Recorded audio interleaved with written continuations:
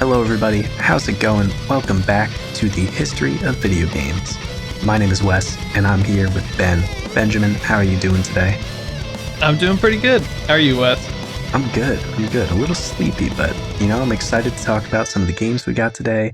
I hear you got a lot of fun stuff going on in that special topic for me. Oh, yeah. So, yeah, pretty energized. I feel really good about today's episode. We only rated 3 games this week, but I think all 3 are pretty interesting at least. Yes, exactly. We love to use that word, and as listeners will know, it can mean a lot of different things. But before we get too far ahead of ourselves, do you want to Yes, start us off with what you've been playing recently?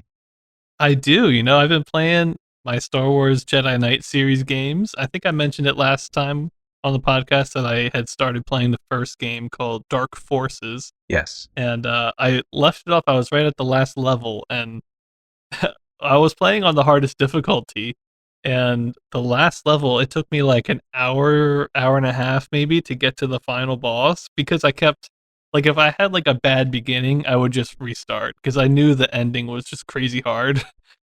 So finally, I had a really good start. I ended up losing quite a lot of lives at the very end, but I did fight the final boss and win, so everything worked out pretty good. And Nice. the final boss actually wasn't too bad. It was mainly getting to him. You had to fight all these elites that have jetpacks, and in that game, there's no aiming up and down. It's like a button press to look up and down. So it's basically impossible to hit them in the air, Oh, and they yeah, can yeah. still hit you. So it was a little challenging, but it was fun. I was glad to do it. And now I've started on the sequel, Dark Forces 2, and I just think the differences are really interesting. It came out, I want to say 2 or 3 years after the first game. And one thing that I thought was really interesting to me is the first game, you had 3 lives. And then if you lost all 3, you had to start the level over. And there's no checkpoints or anything like that. But in the second game, you only have 1 life, but you have a quick save button and you can save whenever you want. And I thought that was kind of a strange or interesting change. I really like being able to quick save for obvious reasons. I mean, the first game didn't feel quite fair without some sort of saving feature Right. in between the levels. Although with a quick save that you can just press a button and it saves anytime you want, it does feel like you can abuse it a little bit, but it still made the game hard because I tried to play it on the hardest difficulty, and the second game is too hard for me on the hardest difficulty because you just end up bleeding yourself out throughout the level, and then you get towards the end, and your quick save is just it's not going to happen because you just keep dying like you're only 2 hits away from death or something. But I decided to go back to normal difficulty, and I'm really enjoying it.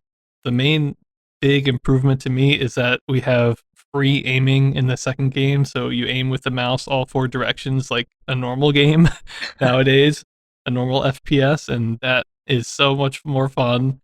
And the other thing is that unlike the first game, which was all shooting, you're basically Han Solo. In this game, I already got a lightsaber, and so there's some lightsaber gameplay elements, and there's also some force power elements that I haven't unlocked yet, but I'm really excited about that. So it's feeling more like the games I remember, which is great, even though it's still like 2 games before the games I played. So it's just making me want to play the ones that I remember even more. But it's pretty good. Nice. Do you remember off the top of your head what year that came out? I think it came out in 97. Okay. I'm trying to place it in my head with, what other games came out around the time because Dark Forces 1 sounded similar-ish to Doom from 93. Yeah, that one came out in 94, I believe. Maybe 5? That would make a lot of sense then that they would be inspired by Doom and Wolfenstein kind of things. Right, let me double check that.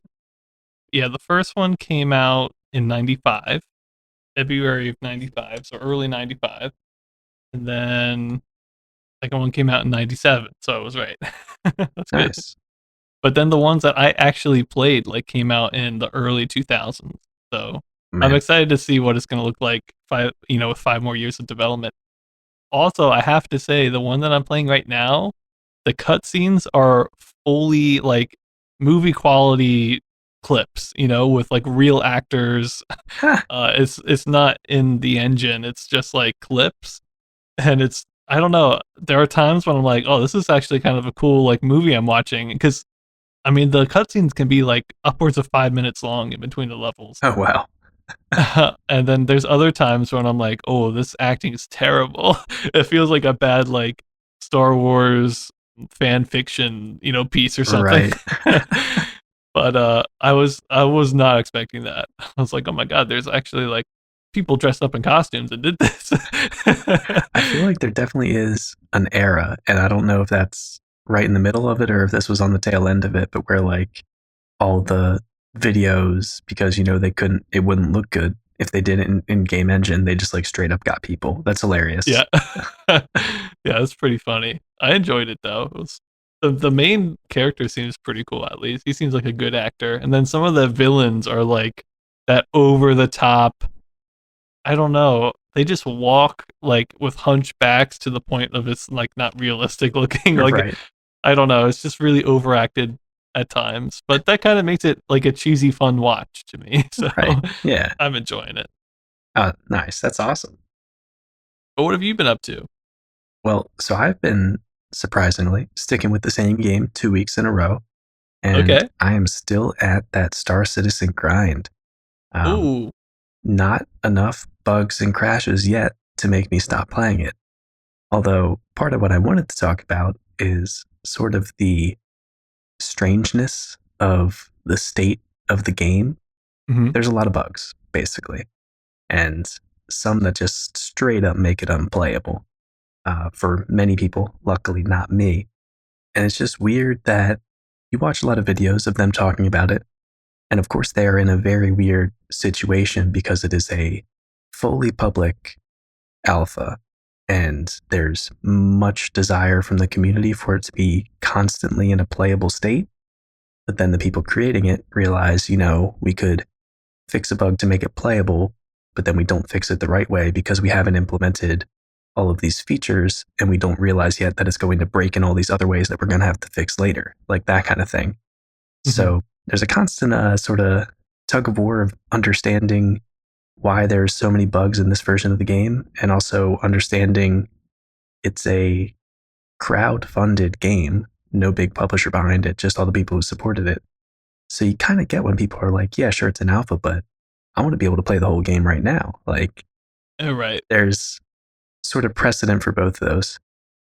But the biggest game breaking bug that has me a little worried, and I say biggest at least from my experience, is one where you open up your like in-game interface, which is called the Moby Glass, and you can't equip armor or guns on your ship or on your own character. And apparently the only fix for this is resetting your character, which shouldn't wipe everything that you've earned, Oh god. but it sounds like sometimes might wipe everything that you've earned in game. Doesn't risk anything that you've spent actual money on, which is good. But considering I've only spent on the base package and I kind of want to grind for everything else in the game, it's got me a little worried. So I had this big bug and I did the character reset and everything worked fine. And now like everything's fixed, Mhm. except every time I log into a server, it prompts me to customize my character. And then it says like error, you can't customize your character, but loads me into the game anyway with like this randomly generated face of a character that it just like made.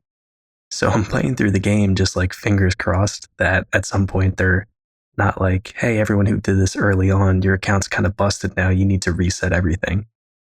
And I don't think that's going to happen because it seems like one of the things that consistently stays, even when you have to reset your whole character, is the credits, the in game money that you've earned.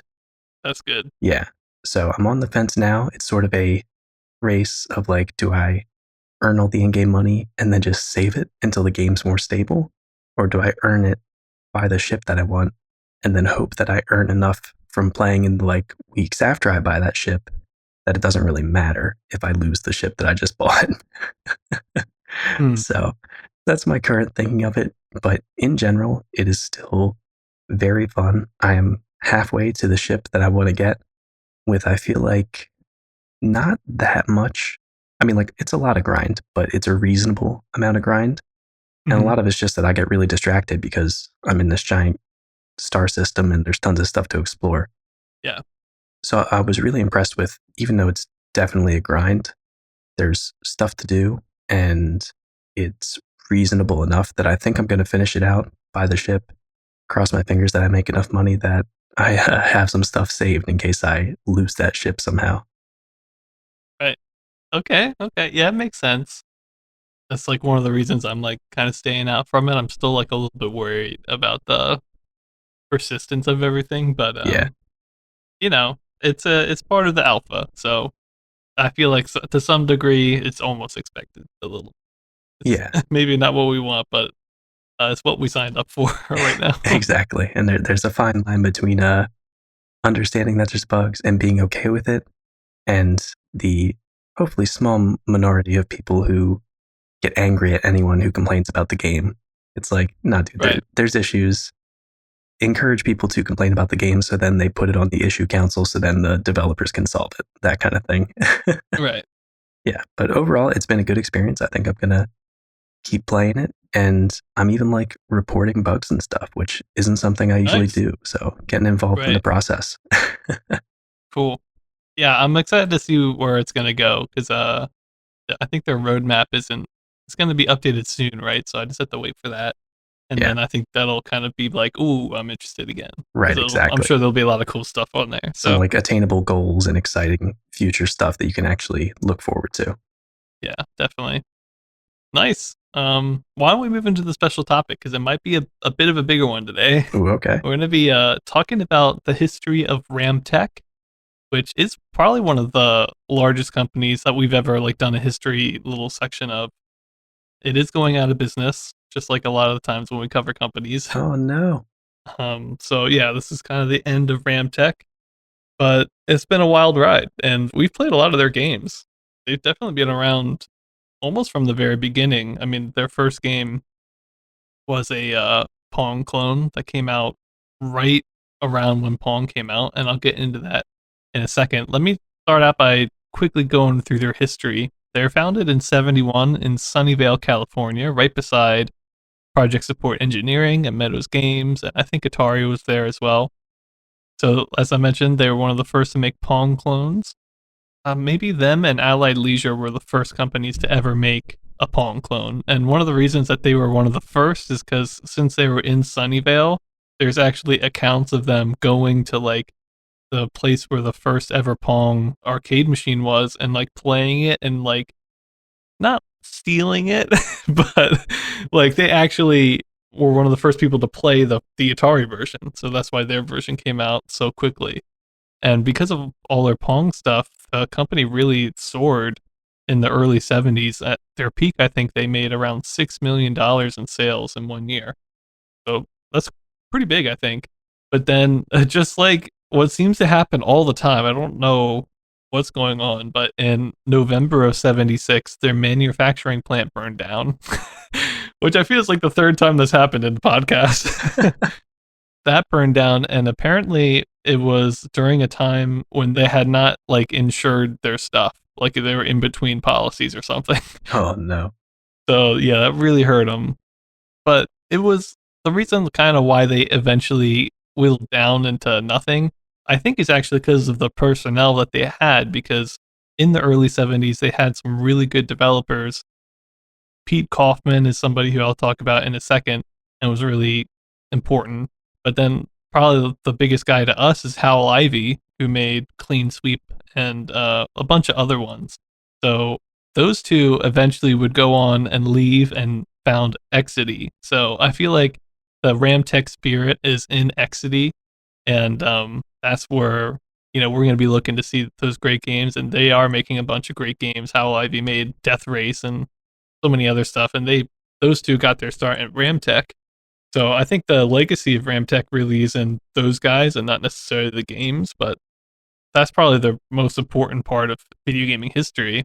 But then when they left, I don't think they had as many good developers there anymore, and they made a couple other good games in their later years, but nothing really ever took off. And with the manufacturing plant burning down and them, I think, taking like a big loan, I'm sure it was like tough times. So they eventually transitioned in 1978. They decided, we're not going to do any more video games, and we're just going to go fully into the electromechanical games market, which is another place where they've been very successful. I think I even read that they were the number one company in the USA for electromechanical games, specifically with projectors. So they just focused on that. Eventually, the company would get sold in a couple years, and the electromechanical games part would close a couple years after that, and be completely shut down. So this is the end for them for video games, but they are still around doing some other gaming stuff.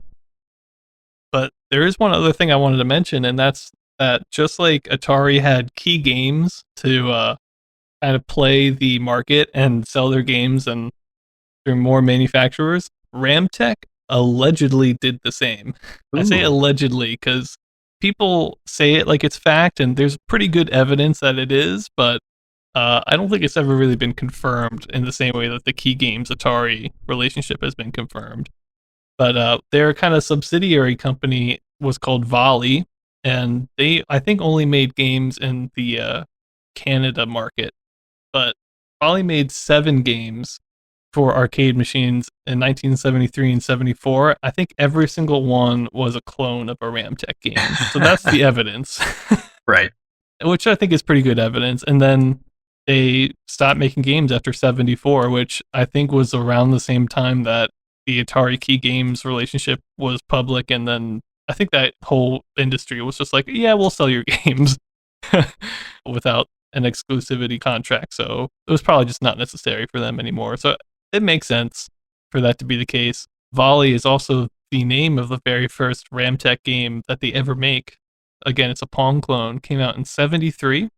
But then for other games that came out in 73 by Ramtek, we have Hockey, which, unlike a lot of other times when we say like hockey, like this was, I think, the original hockey. Oh yeah, Three yeah. paddles per person, with 2 in the front and 1 goalie.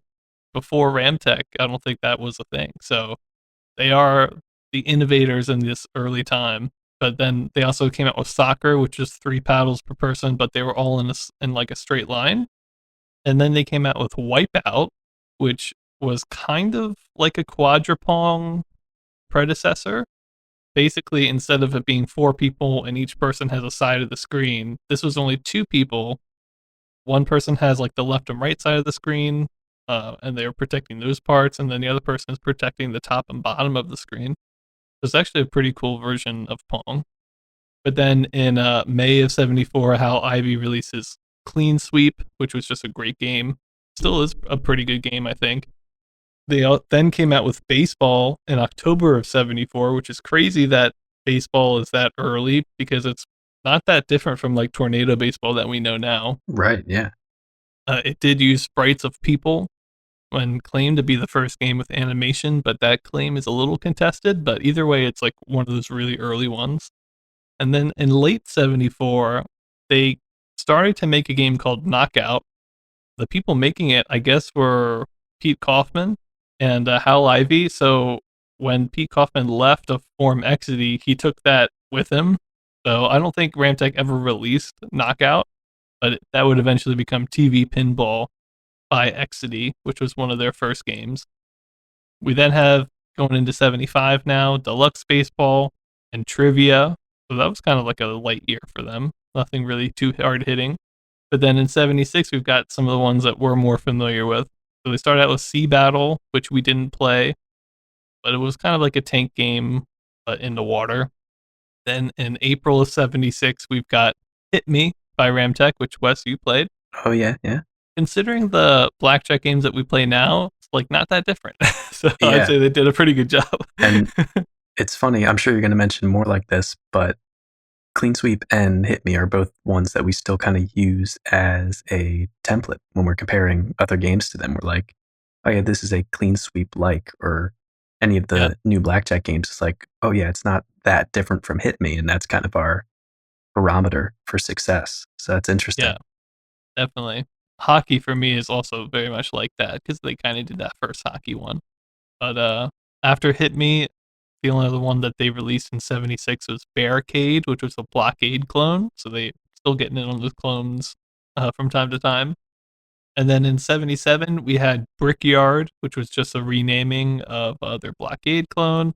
And then the last two, both of which you covered, Wes, M79 Ambush, which was it was like a light gun game that had kind of perspective where the bullet came up from the bottom, and then there Yes. was like what barricades and stuff and things moving across the screen. It was like a pretty cool one, right? Yeah, yeah.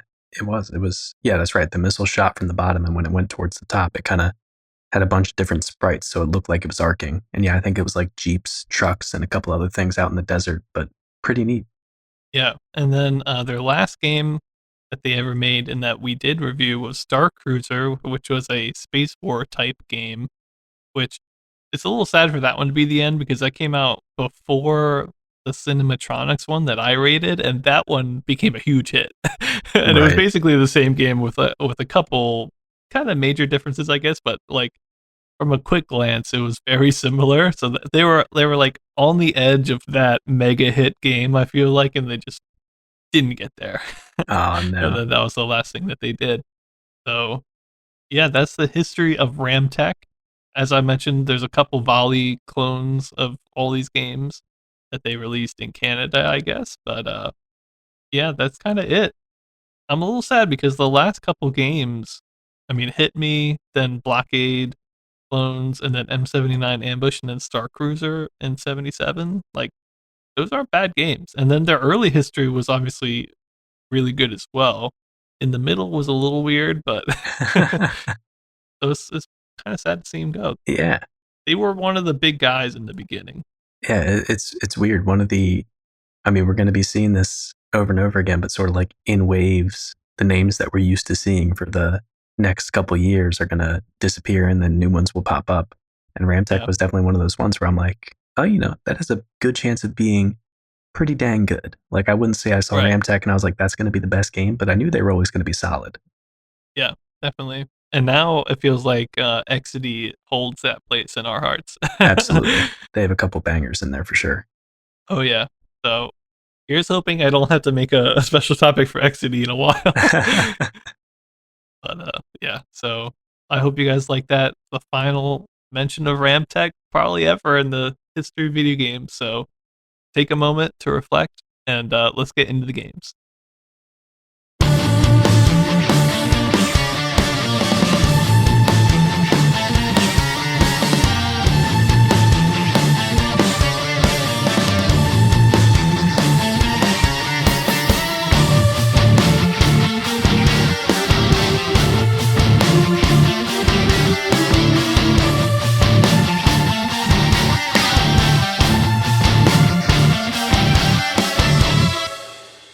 Hello and welcome back. Let's get into it today. We've got a couple quick honorable mentions, and then we're going to get into these great games and consoles we have for you guys today. Let's start out with the Kilobod April magazine for 1978. Just as a quick back information, there was nothing in the March issue, and I think we covered the February one. But in the April issue, the three games that were inside of it were 3D Tic Tac Toe, aka Cubic, which was just a simple 2D implementation of it. Nothing interesting, nothing that we can play for these magazine ones. But then the other two games I thought were really interesting. The next one's called Incredizing, which is another deflection type game where you have to direct a ball into a hole by placing barriers in its path. I always like to think of this as like the light shining through mirrors puzzles that we see in like Zelda and stuff. Oh, yeah, yeah. I really want to play one of these games, but this version we only have code for, so I can't play it. And I know that there are playable versions that will be in the future.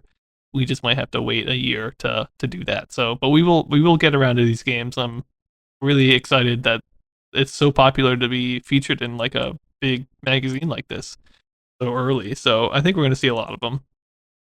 And then the last game I want to mention is Battleship.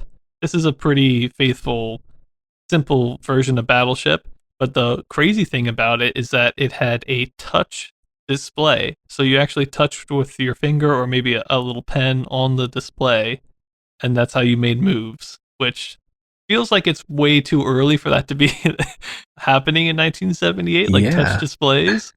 But I guess they were already like invested in that way back then, and now yeah. of course it's like phones and stuff. Was it something like purpose built for Battleship? Well, so the actual article was more about the touch display, and then they just use as an example, here's Battleship, and they had a couple images of Battleship. So I don't think there was even code for Battleship with that article. They just kind of used it to talk about the touch display. I'm not sure if Battleship was made just for that or not. I feel like it Interesting. was probably a normal like basic version of Battleship, maybe like one of the 101 basic games, and then somehow converted, but I'm not really Cool. sure. Yeah, maybe it was just like some sort of grid display. I could see them like a Mm-hmm. grid responsive touch display, but very Yeah. interesting. And so after those brief honorable mentions, it's time to get into the games that we got to cover.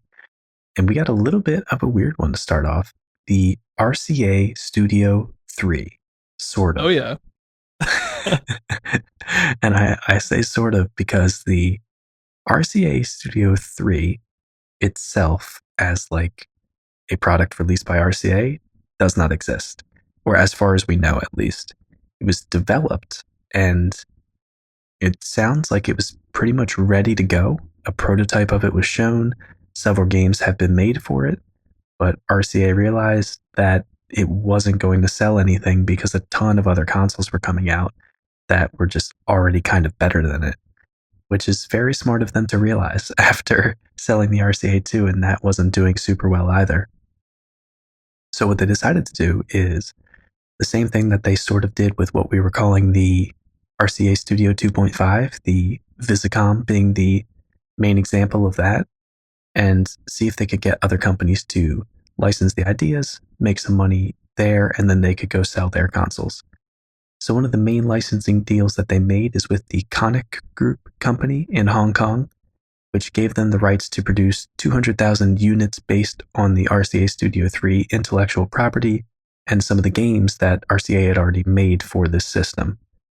The RCA Studio 3 was designed to have a couple games that you could actually play on the RCA Studio 2 as well, which is like this weird, sort of interesting backwards compatibility.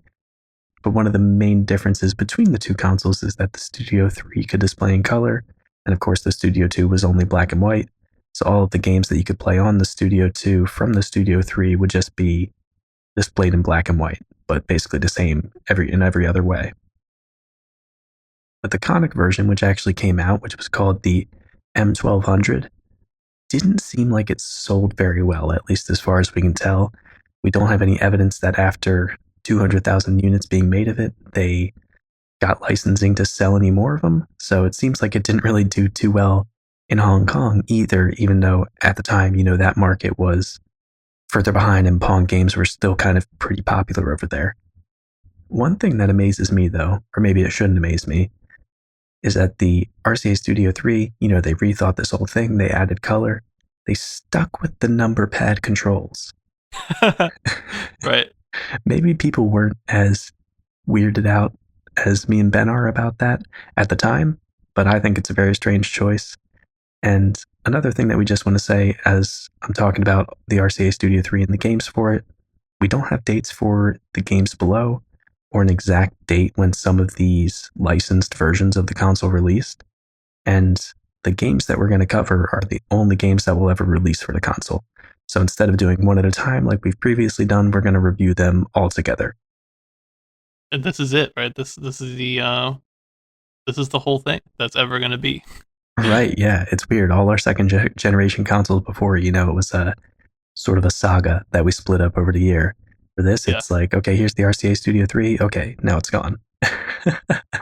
But to talk about some of the capabilities of the console and the games that it played, as I mentioned before, it didn't have any gameplay changes really, or maybe none at all, as far as the capabilities of the console, other than color, which is big, but not a lot on its own. They also came out with all of the games that were previously on the RCA Studio II for the RCA Studio III, so you could experience them in color. But there were three main new and interesting ones that I wanted to take a little bit of a more in-depth look at and kind of rate based on those. So the first one is Star Wars, just straight up. Strange to see that not in a computer game, and I don't know how RCA got away with naming it that, unless they never actually sold it under that name, which is possible. But weirdly enough, this looks almost exactly the same as Bob Bishop's Star Wars for the Apple II. Yeah, I thought the same thing.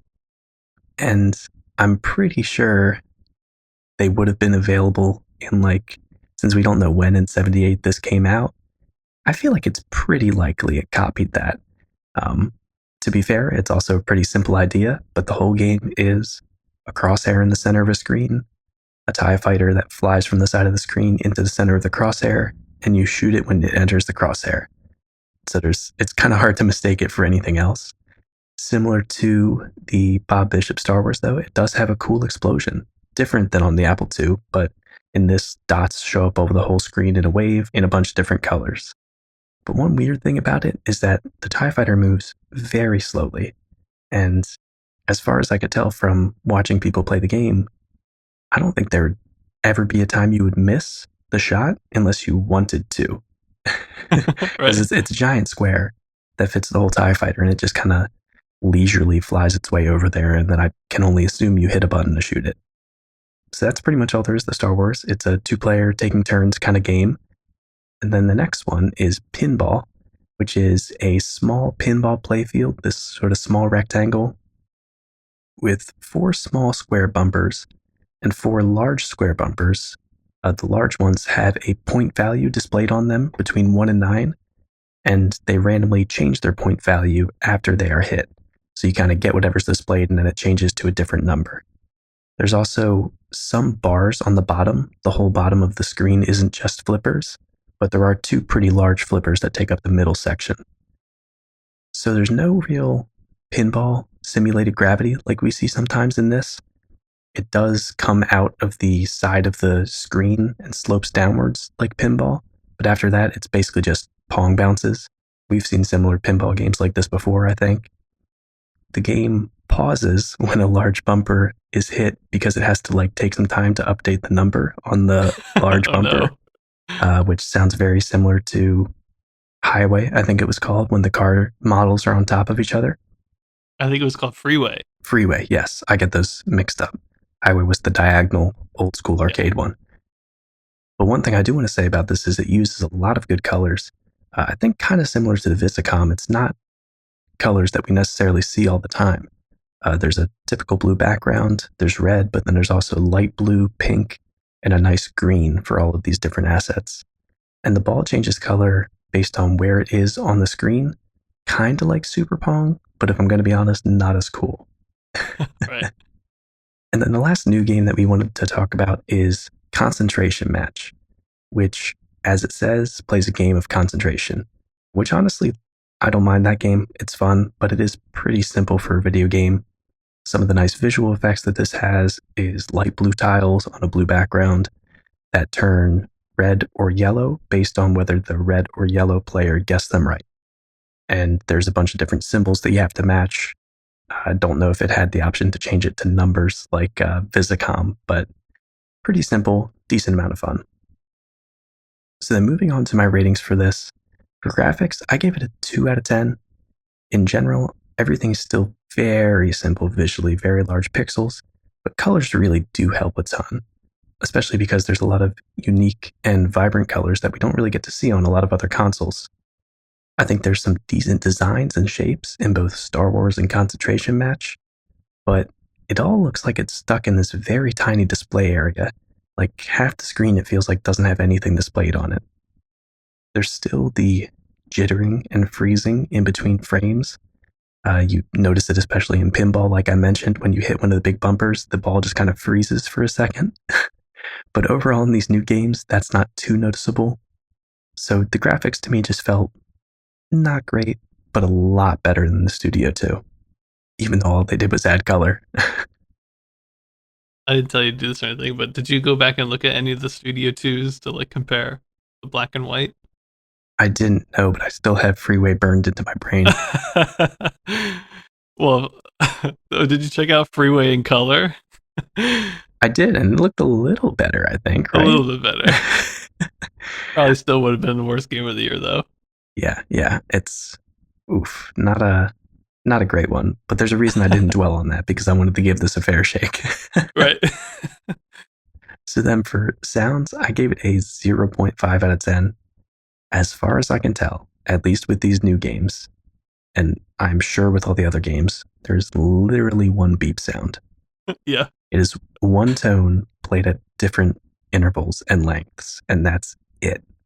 I feel like that's something they really, if they are making a whole new console, they could have done that a little bit better. You would think so, right? I mean, it seems like this is a lot of existing hardware that they were kind of just like, hey, look, we could add color, which is good, but not enough. Like, you should have done that from the beginning. Yeah. And Pinball, which was honestly one of my favorite ones of this new one, it actually looks like pretty good. It's really simple, but it looks pretty good. Mhm. Just the fact that there's only one beeping sound. Again, like when we were talking about Yeah. previous pinball games where there's no spinner noises or anything, it just takes away a lot of the coolness from the fact that, like, oh, there's nice colors, but it's literally the same beep.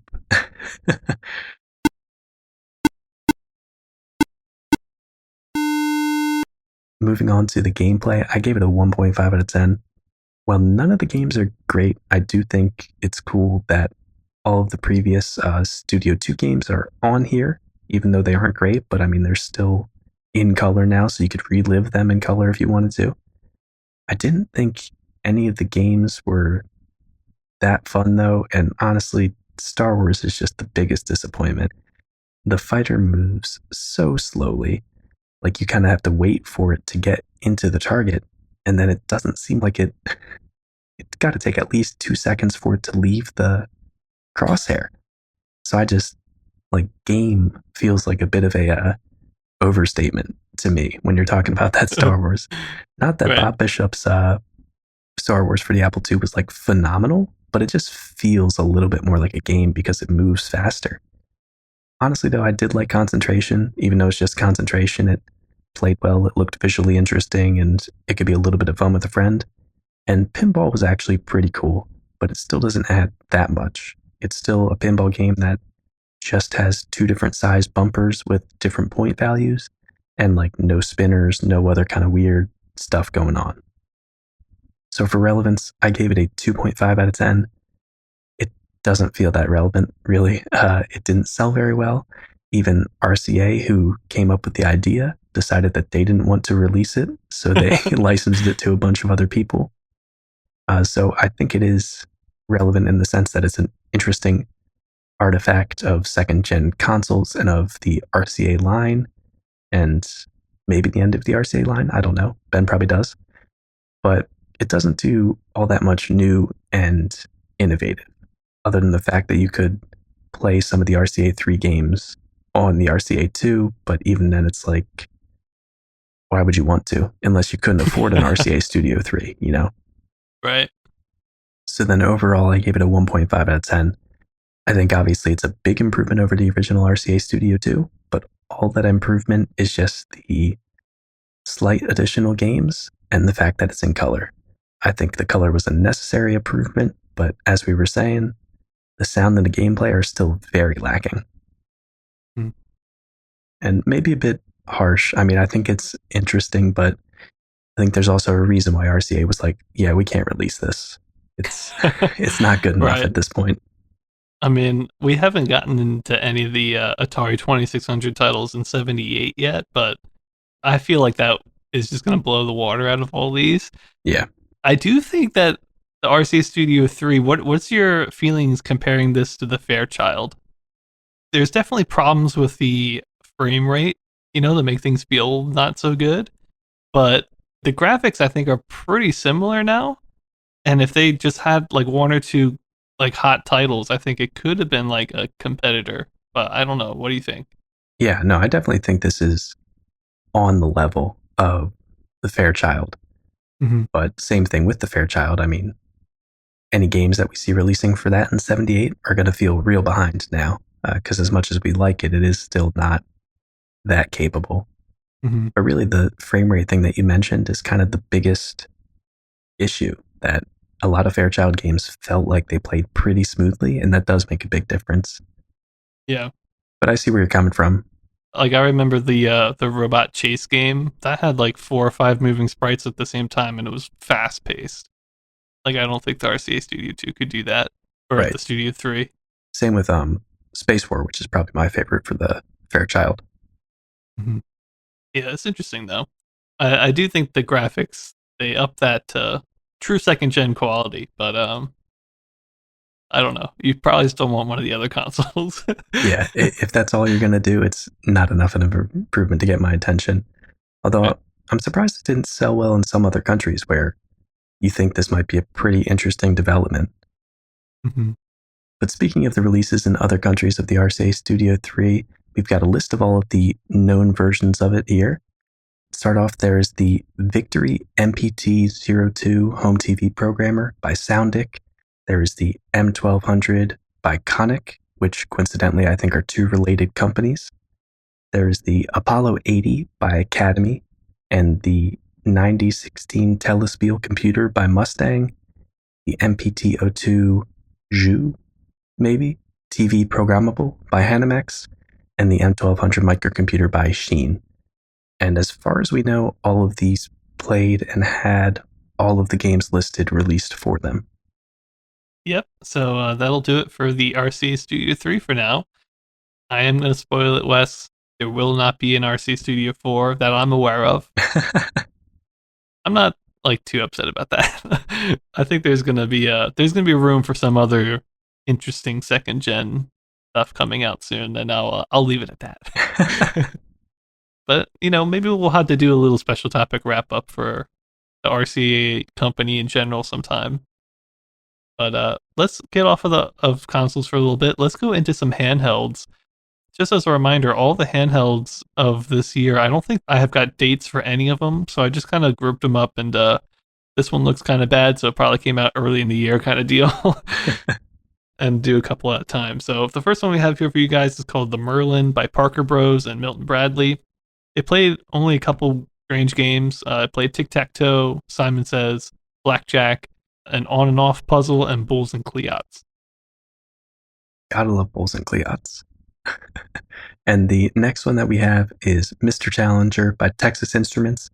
It essentially plays Hangman, High Low, and Simon Says. Sounds phenomenal. Yeah. Real suite of games there. But then this next one is actually exciting to me anyway. This one, it was so cool. It's electromechanical, but I have to talk about it because I just think it's like worth, if you saw it at a flea market, like you have to pick it up, kind of deal. To me, it's one of the coolest electromechanical handheld games I've ever seen. It's called Digital Diamond by Tommy. And it is electromechanical, so I kind of wanted to rate it, but I'm not going to because it's not a real video game. But it essentially plays baseball, and it's the weirdest, coolest thing I've ever seen. Somehow there's like a little ball inside of this handheld. Wherever the ball is, there is a LED that's like above it somehow that's on, and that's what you're looking at, the LED, but it's an actual physical ball. I don't really know how it works, but it's definitely got like some sort of, light display with it. And so you push the ball up using like a little slider, and then it's meant for two people. So the other person who's pitching has the option for like how fast the ball falls back down from gravity, and that's the pitching. Oh, weird. Yeah. I think there's a ball and a strike option. It might also be fastball or slow ball, I forget. But then when the ball's right over the plate, the person who's hitting, has to press the button in at the right time. And if it calculates it somehow and says it's a hit, then a series of lights light up across the side of the screen. And then the pitching person, if they time that series of lights correctly, they can catch the ball and get an out. If it goes off the screen, then there's like a little, it's almost like a roulette wheel, and then you have to press a button to stop it, and that says if it's a first base single or if it's a double or a triple or whatever. and then you actually have little sliders at the bottom. You have to manually do it. So let's say it says it's a double, then you have to turn the slider for the second base, and then a little guy like appears on second base. Kind of like another roulette wheel thing where it's empty and then you slide it up and then there's a person there on second base. So you kind of have to move everybody. It doesn't do that for you. And there's also uh little like counters for balls and strikes and outs and stuff that you move manually.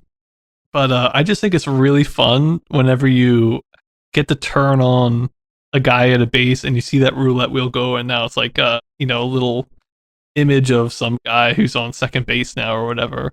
Like watching people play the game, it looked really tactile, and like I think it'd just be fun to push the buttons around. Right, yeah.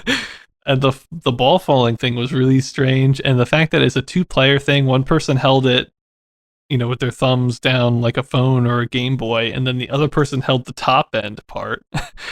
So you're right beside each other doing this. I think it could be actually really fun. And it has a nice kind of overlay of a baseball field and like outfielders that are just little pictures of people around the field, But I thought it was one of the coolest electromechanical games I've seen in a while, so I like that one a lot. Yeah, that sounds awesome. Definitely, like you said, like if you found it just like buried in some pawn shop or something, it's like, oh, this is crazy. Yeah, definitely. But let's finish with the home console, the handhelds, and move on to the final 2 games for this episode. Wes and I both rated 1, and that means that I only rated 1 game this episode, but both of these last 2 are pretty crazy. So I wanted to give us time to talk about them in case we go off on a tangent, because sometimes you just gotta do that. So I'm gonna go first. This one's called Maze Game by Silas Warner and the company Muse. A little backstory about Muse and Silas Warner. Muse stands for Micro Users Software Exchange, and they were a company that was founded in '78 to make Apple II games. And when I was researching the game, I didn't find any dates for it, so I just kind of put it towards the beginning of the year for reasons I'll get into later. But I actually found when I was looking up the company that it was incorporated in August, so we might be reviewing this a little early. It obviously could have been released before August, but I think it's still fine to review now. But yeah, just in case anyone's like worried about that, it might have come out a little bit later. But we're in kind of the April territory right now. But the reason why Muse is important to video gaming isn't just because of this game, but they're actually going to be the company that comes out with Wolfenstein later, like the original Wolfenstein and its sequel. Oh, damn. And the guy behind Wolfenstein and behind this game is a developer known as Silas Warner, and he's also really important to video game. A little background behind him: he was apparently 6'9" and 300 pounds. So this is a massive guy. Yeah. And he was apparently really shy and just a good programmer. He was actually later in life more known for just being a good programmer than a guy who actually like is like game director or really creates the game ideas.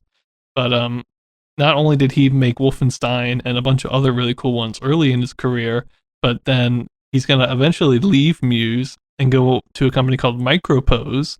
That was Sid Meier's company, and they made Civilization and XCOM and all this great stuff. Wow. And then he leaves them and goes to Virgin Interactive.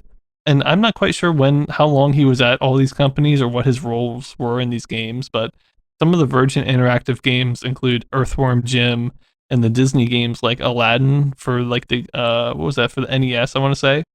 So I don't know how much Silas Warner impacted those games other than like Wolfenstein, which he definitely was like the lead guy. But he's just been around good gaming studios like his whole life and career. He's passed away now, but he was definitely an important guy. And I've read accounts where he was like 2 people down the ladder rung from like Sid Meier, is like has a lot of interactions with him. And in Micropose with Sid Meier, he apparently had kind of this like aura of fame around him in the studio because people had played his old games, including Wolfenstein, and he was always like, "Oh, I didn't know anybody still played those games." He was like very humble about everything. But yeah, so this guy's really important, is what I'm saying. And Muse is obviously really important because they're gonna come out with Wolfenstein as well. So yeah, this is important, and this is the first game that he makes with Muse. Muse was founded by him and two other people. I think the two other people were like marketing and business people, so it's mainly him doing this. He did make one game before this, but it hasn't been published yet, so we're gonna wait until that one gets published before talking about it. So, getting into Maze Game. This is an Apple II game. The reason why this one is so crazy, there's a lot of reasons. But the main gameplay of it is it generates a maze. Okay, we've seen that before. But then you walk through the maze in first person. And that is where it starts getting interesting.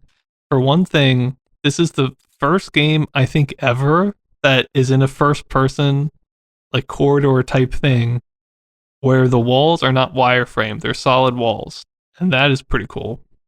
I'm pretty sure we've never seen that. I mean, I'm trying to think of other 3D games. The only thing I can think of that might be close would be like Starship 1, which is a first person game that kind of had perspective. But Right. this is like true first person walking around, and the walls are solid.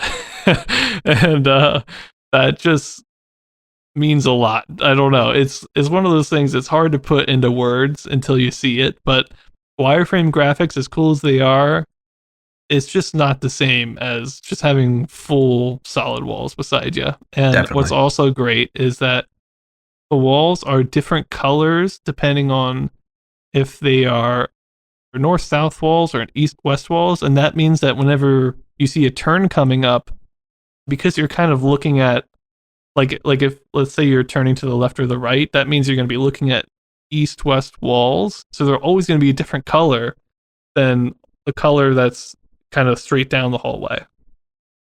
And so, because we're in the Apple II land and there's a bunch of colors to choose from, the maze also looks like really good. It's not just like a sea of green everywhere. You've got a dark color for the ground. You've got two colors for walls, like I mentioned before, east, west, north, south. And then you have a light color for the sky. And then you also have a color for the ending, so you can see the ending in the distance once you round that final corner, which I think is awesome. Oh yeah, that's perfect. There's only two videos I could find of this game. They both have different colors, but I didn't see an option to pick the colors, so that might just be random. They were fairly close though. It's mainly like a yellow for the skies, a blue or purple for the ground, and blue, green, and red for the walls. It definitely has an Apple II feel where it's like not to the traditional palette. It's a little bit more pastel like, but I really like it. So all that's cool. There's a bunch of other things too though. So in the beginning of the game, you have a couple options that you can choose when creating the maze. The most simple options are how wide and how deep do you want the maze. So you can make it a 4x4 maze. You can make it as large as an 18 by 18 maze, which is, I would say, pretty big. But then you have a couple really interesting directions or options to me, and you get asked these options before you start a game every time. So it's not like you have to go through some weird menu system or something. But the first option is, do you want to be able to see a mini map if you press the M key? And man, have we ever seen it so like a game before where there's a mini map? I don't even know. And what's crazy is that the mini map is a top-down view of the maze. So you're in the maze in first person, then you can press the M key just like you would in a game today. You press tab and open up the map or something. And what's even crazier is that if you do this, the map that pops up, wherever you've been in the maze, will be highlighted in red, whereas the rest of the maze is in white and the exit is in green. So you can actually look at the path you took through the maze. That's cool. And that, I guess, updates, whenever you move. So to me, having like a mini map that's updating as you're playing the game and shows like everywhere that you've been, I was like, holy crap, I don't think we've seen that at all. Because it's a mini map, it's kind of hard to say this for sure, but because it's a maze and you're in first person, and then the mini map is a top down view of the maze. It kind of almost feels like two different camera angles of the same thing, and that's crazy to me. uh, yeah, I was just really impressed when I saw that the mini map was not only a thing, but that your path through this maze, which was randomly generated, showed up on that mini map in real time. Kind of, I was like, whoa, I was not expecting that. Yeah, it's kind of insane. And the mini map's in color, like it's crazy. So that's an option. You also have the option so that it'll display the direction that you're moving at all times. That's an option you can turn on, which is a good option to have. But then the last option, again, is a crazy one to me. You can enable footsteps. So if you turn around 180, you'll actually be able to see the path that you took to get there. And I was like, oh my gosh, that's incredible. And the fact that they're all options means that you can turn some of them on, turn other ones off. I just feel like it really helps with the replayability. And the footsteps actually kind of look like footsteps, which Dang. is crazy on the ground. Keep in mind, this is all having like a perspective with a central horizon point or whatever. So it's all in 3D, first person. It's crazy. What else? As far as the gameplay goes, you're really just trying to get out of the maze. There is kind of a weird element where it's semi real time. So if you don't press any buttons, your guy will just try to go forward. Unless there's a wall in front of you, you're just gonna keep moving forward, and then you only press buttons when like you want to turn. I don't really know why that is a thing. I think it'd just be easier just to press a button and then go forward one click. But I don't know. It's semi real time for some reason. There is a button that if you just click the button, it'll turn you 180, which I think is a good feature to have. Oh yeah. As far as how well the game runs, when you're going in a straight line, it runs really well. But if you turn, it has to kind of like reinitialize that direction, like what's going to be in front of you when you turn. Like it hasn't thought about that yet, so the whole game kind of like loads for like just a second. You can actually see the things loading in.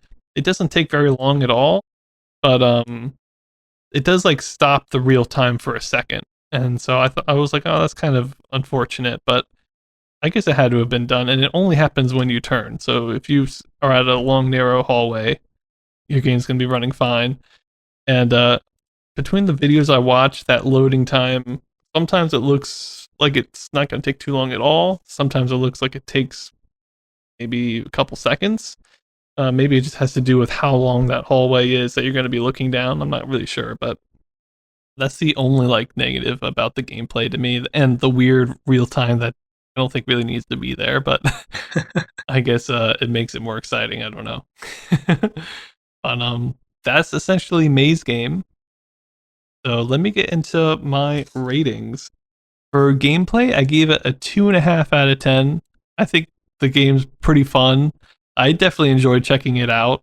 But the thing that I kept thinking when I was playing this game is like, oh, if I had just like turned the corner and there'd be a monster there, or if Right. something was hunting me through this maze, it would be so much more fun. But it's just you in a not dangerous maze at all with no time limit or high score counter. It's just like, can I get out? And using the options at the beginning, it's like, can I get out of a large maze without the mini map or without footsteps? Like you can challenge yourself that way, but there's not really a high score. There's no, I mean, it's just, I don't know how much challenge there is to it, really, is what I'm saying.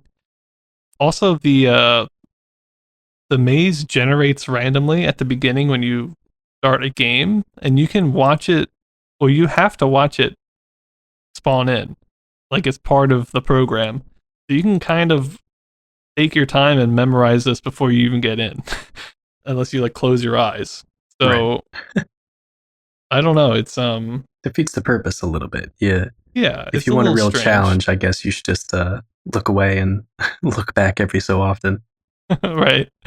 That part's a little weird, but I really enjoyed just trying to make your way through the maze in first person and using all those different options that you have to do it. And since the maze is random every time, there's a sense of replayability, but I think it would get boring after a time. But I still enjoyed it. So 2.5 out of 10. For graphics, this is the bigger one for me. I give it a 3.5 out of 10.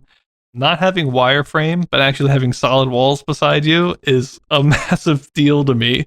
Things just feel, I don't know, more solid. For some reason, it's a lot easier to tell where you are in a game like this. Because with the wireframe, everything's the same color, and I feel like I can get lost really easily. But in this game, because the walls are different colors, you can always know, oh, I'm walking northwest or north south, I'm walking east west. There's a clear floor underneath me and a sky above me and a horizon line. And just all those things look really good. It's all in color. The mini map is in color and it's a thing. And even the simple thing like the ending being like a different color in the wall, I don't know, it just makes you like look, like turn around, oh, there's the ending, I can see it. It's a big deal. I don't know, it just feels good. So I love the graphics, having it all in color, 3D, first person, top down, it has everything. I just wish it had maybe a sprite or two of something, or I don't know, a door or something. Right. I don't Yeah. really know. Just something extra. Yeah, I mean, honestly, the graphics weren't the big problem for this game. It's just if I had a sword in my hand and just a button, maybe if I turn the corner and there's a goblin, if I don't hit that slash button in 3 seconds, I die or something. Like it would be so much more fun. But the knowing that you can take your time and there's nothing coming after you, I don't know, it makes it a little boring. But yeah, the graphics are pretty good. For sound, I give it a 0.5. I think there's only one sound that happens right when you start a game, like when it's done loading, and it's just like a little bloop sound. I don't think there's any sounds when you play the game, which is a little disappointing. But then what it again, what would it be? Like footsteps, maybe? I don't Right. know. Heavy breathing. Yeah.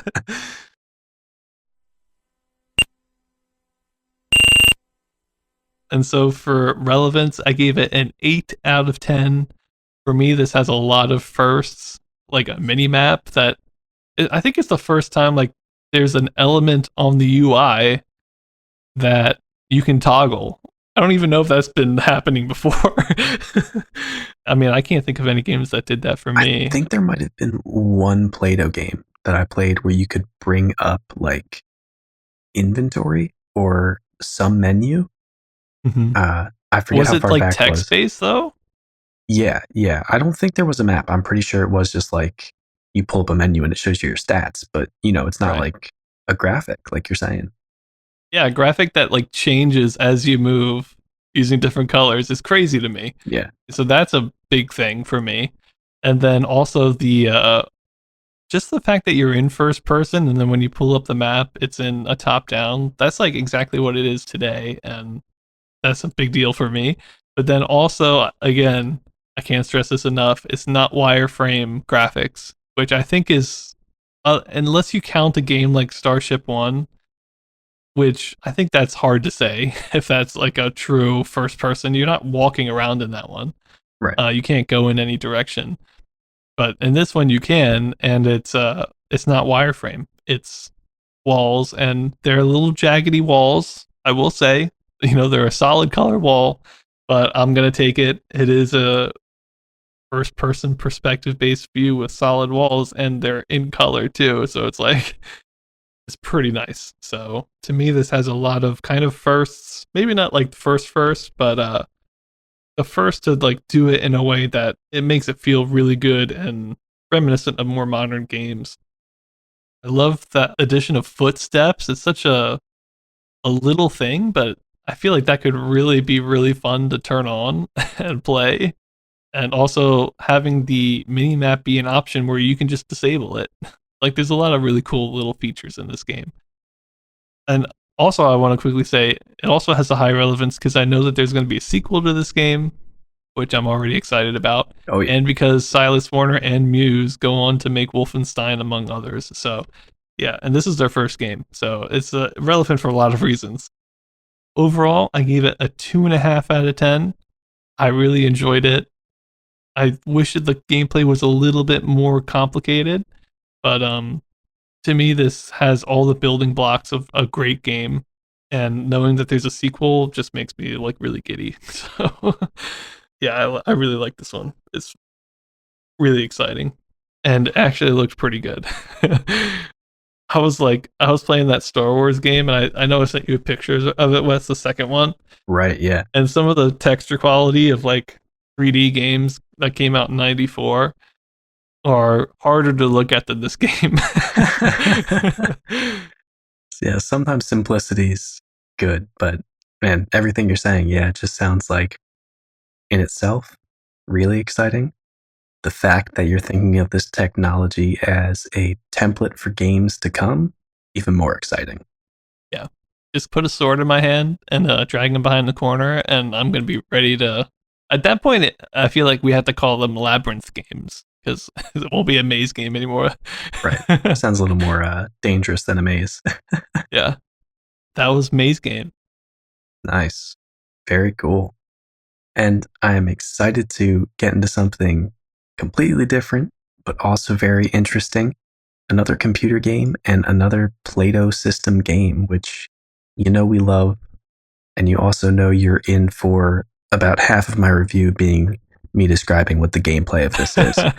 So, Wait, before you do, I forgot to mention the 3D aspect of Maze Game was inspired by the Play-Doh games because Silas Warner was employed by the University of Indiana, I think, for a time, and they were a part of the Play-Doh network. So they had access to the Play-Doh games, although I don't think that they made anything of note. oh, But nice. so that's where he saw like Pettit 5 or something. I don't know, one of the maybe Like like Moria. Moria, Yeah, yeah. And that's where he came up with this idea. But of course, his wasn't in wireframe. right. Still a really cool connection. And like vector graphics. Yeah. And gives us even more relevance for anytime we're saying like Play Doh games are amazing, but they're so isolated. At least we know that inspiration from these games would go on to create Wolfenstein. So that's a cool thought. Yeah. So much more related to Maze Game than I thought. I'm going to be talking about Swords and Sorcery, aka Sorcery, by Donald Gillies, which we know came out in spring of 1978, but not too sure when. It's a Play-Doh game, as I mentioned, and it took pretty heavy inspiration from what it sounds like from two games called Think 15 and Think 2 by Jim Maeda. But those were both deleted by the administrator of the Play-Doh system because they didn't want games on their Play-Doh system, and nobody knows what those actually were, except for that they were most likely, based on what Swords and Sorcery is, a fantasy spin on the tactical, grid-based, turn-based-ish style combat of the 1971 Star Trek mainframe game by Mike Mayfield, which I believe I played and took a look at, right? You played Trek 73 and I played the 71. Right, which were both the same grid-based, like kind of moving from quadrant to quadrant sort of game. Sorry, I could be wrong, but I thought the 73 one was just combat. I could be wrong. It might be. I know I did play a Star Trek one that was quadrant-based, but there Okay. were many of them, so it's hard We to... have played a lot. Yeah, it's hard to say. But either way, this was inspired by two games that were inspired by the 1971 Star Trek. So in Sorcery, the story behind it is just that you're a knight and you're doing quests for your king. Can't get more simple than that. And it combines both elements of tactical and RPG games. And it was recently made available to play through Cyber 21 in 2003 by the original author, Donald Gillies. And I do want to say that in the title screen for this game, Donald Gillies says he programmed it, and he says that the game was actually created by Jim Maeda, who made Think 15 and Think 2. So the relationship there might be something more like Jim Maeda made them, but they weren't complete, and then Donald Gillies said, okay, here's a programmed finished version of it. So, as I said, the gameplay for this is going to take up some time, but stick with me because it's worth it. It is grid-based. Each section is sort of like a 10 by 10 or maybe slightly bigger grid. You can also move from quadrant to quadrant or section to section, and those are also a new little map that you're in. The interesting thing about this one is that, to start off, the king asks you what size forest you want to explore, and you get to determine the dimensions of your playfield, basically, and choose the grid size of your whole map. So you get to say from north to south, I want it to be 3 quadrants tall, and from east to west, I want it to be 4, or something like that. I always went for a 4x4 when I played, just because it seemed like 16 sections was kind of a good, easy to remember and not too confusing or overwhelming size to start with. But I think it did go all the way up to 10x10, if not larger than that. Although I couldn't imagine just like trying to find something in more than a 10x10 grid, because that's more than 100 sections that you're looking through. Mhm. But based on the grid size, the amount of enemies and treasure that spawned on the map would actually change. So it had this almost like weird sort of difficulty scaling, if you could call it that. And to start off, when you make a new character, there's no character creation, you just select a name. And your first mission is always either to cut down a bunch of trees for the king or collect a bunch of treasure for the king. And you spawn into this map, and there's enemies everywhere, and you can swing your sword at a tree to cut it down and pick up treasure by pressing T. But the big hurdle on your first mission is that you have 0 life. Your experience and hit points are the exact same thing, and you start out with 0 experience, so if you get hit once, you're dead. And interestingly enough, running into trees and treasure by accident damages you and instantly kills you on the first level, since you have no experience. So running into a tree does like 6 damage, so if you don't have 6 experience, you're totally done. And the reason that that is an issue is that, like the previous Star Trek games that this is based off of, you say, which direction do you want to move? And then it basically controls as if W, A, S, D, Z, X, C, and Q and E are a compass, and you pick the direction you want to move, and then you pick the speed that you want to move, and then every time you hit enter to like refresh the whole screen, you keep moving. But also anytime you take another action that isn't moving, you keep moving. So many times, a goblin was right next to me. I said, oh, I'll swing my sword at the goblin, but I ran straight into a tree because I forgot to stop moving first, which sort of makes sense when you're talking about spaceships, you know? They theoretically get to a velocity and then cut all their thrust, because in space there's no resistance and you maintain that same velocity. But it's really funny to think of the fact that your guy's just like, you told me to walk, I'm going to keep walking, and straight into whatever's there. So that took a lot of getting used to, but it led to funny stories, so I didn't mind it too much. I think I died 10 times my first couple tries, and all of them were to running into trees or treasure, which I thought was really funny because I didn't know treasure could kill you, just trees. And I do want to say, before I get too far into describing the gameplay, there's a great visual representation of this and small walkthrough done by CRPG Addict, who we just recently learned has a couple of videos of the games that he plays on YouTube. So make sure to take a look for that. It's a good 30-minute video and helped me know what I was getting into before I started playing this game. I don't know about you, but when I started watching it, I was like, I don't know, it was like almost like emotional. I was like, I'm reading this guy's blog for like a year. And now I finally hear his voice. And he like, it's like, oh my God, that's a CRPG Addict. It's kind of crazy. We're big fans when RPGs come out a lot in this time period, and we are very reliant and thankful for the information that he has put out there. Yeah, so it was super exciting to see that. But make sure to check it out. I'm going to keep describing the gameplay, but if you want a visual representation of it, it's a good video to start out with. So back to the gameplay, many of the actions that you take when you're automatically moving, you still do them and you keep moving, like I said. So like you can swing your sword, but you still move a tile unless you stop before. And this whole time, monsters are slowly moving towards you, but not every turn, so you can avoid them once you get good at the movement style, which, after you select which direction you're moving in, I should mention you can either move at a speed of 1, 2, or 3, which is just how many dots on the grid it moves you away. So you can easily outrun anything as long as you plan ahead and you're kind of smart about it. So basically, on the first level, since you don't have any hit points, you just have to find a treasure chest, get some money, and buy experience, which magic circles show up on the map in this game, which are the equivalent of star bases in Star Trek, and they serve as shops and the quest turn-in location.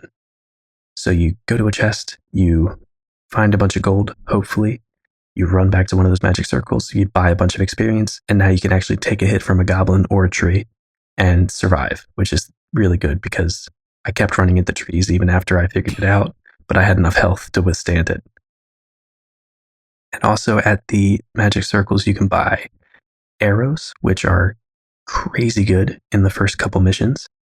You can buy a new sword because, as I learned, your sword can break when you're attacking enemies or trees, and a couple other different items. I don't know how exactly it scales. I got pretty lucky on my first mission, and I got 1,700 gold in like the first chest I found. And for 1 gold, you can get 25 experience, which is 25 hit points. Wow. So I only spent like 100 gold, and I was like, okay, I guess I'm good. And I bought like a ton of arrows and a bunch of other stuff. But I did find 4 gems, which I then had to sell. So when you actually find gold itself, it might be much less value. But either way, it seems like you can get a good base of hit points pretty early. And you also get some experience points for killing monsters. So it's almost like a pseudo life steal, if you want to think about it that way. As long as you don't take too many hits, you're bound to heal back from what the damage you took during that. And to give some perspective, 1 gold is 25 experience. And in the first mission, monsters were hitting for about 11 damage a turn. So it gives you a little bit of leeway there. You can get pretty strong if you get a lot of gold. Is this a real-time game? I think, but also I couldn't tell, if that makes any sense. There were some actions where when I typed them in, the game automatically played out, like moving. But then for everything else, it seemed like I had to enter to keep the game moving, unless it was just taking a really long time. Because there were a couple times where it looked like a monster moved towards me without me doing anything. But it's hard to tell because your character doesn't constantly move unless you play enter, even though they're set on that automatically moving setting. You know what I mean? So there might have been some clock in the background that was very slow and I didn't notice, but it seems like you had to press enter every single time to get the next like turn to refresh. Okay. Yeah, it was confusing to say the least. But so in that first mission, after you get those hit points and a means to fight back, it's actually pretty easy to cut down trees or clear your first objective.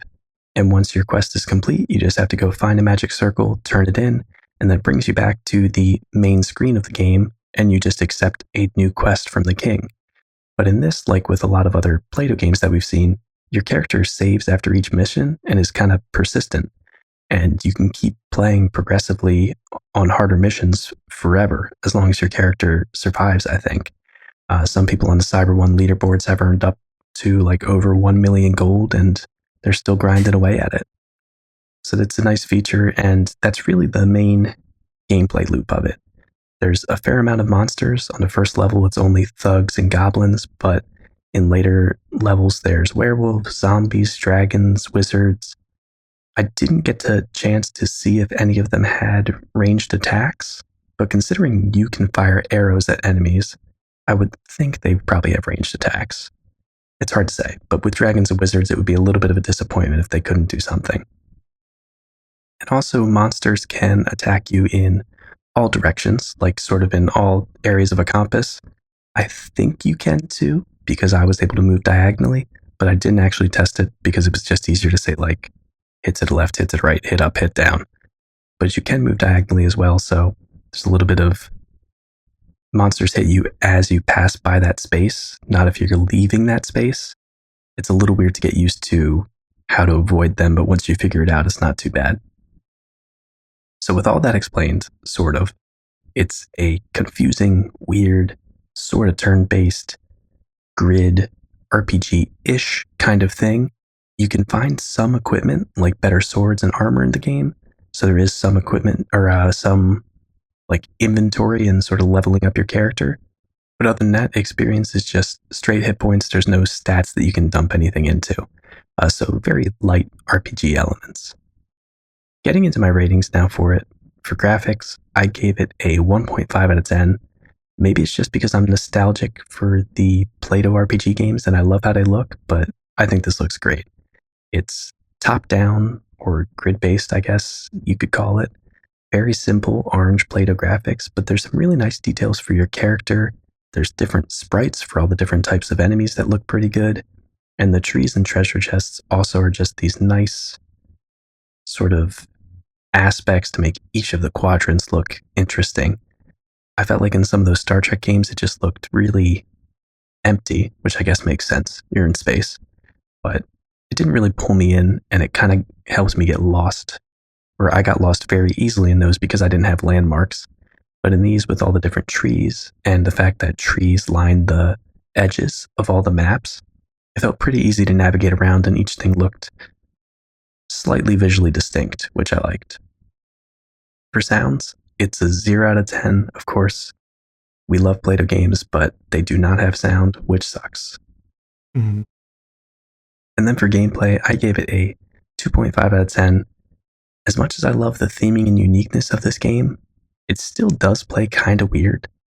The fact that you're always moving has killed me many, many times and is a little weird. And it also feels strange that since you can perform actions as you're auto moving, you just sort of like swipe at goblins as you're running away and kill them. Doesn't feel like a proper fight. But it does make cutting down trees really, really easy. You can just keep mashing the hit up button and cut all the trees on the boundary, which is pretty funny. But once you get used to it, as weird as it is, it plays fairly smoothly, even though it's not intuitive. As for the gameplay loop, I love that you can select the size of the grid. I think that adds a lot to replayability, even though it's a small feature. But the fact that the difficulty sort of scales because the density of enemies and the, I guess, length of the objective scales for how big the map is, I think is really nice and lends it a decent bit of replayability. It seems like most of the missions are just kill X number of this enemy, but it's nice that there are some other objectives like cutting down trees and finding treasure. But it does give me the feeling that once you get a lot of hit points, you can kind of just like tank everything, clear the whole map, and then find whatever you need to find.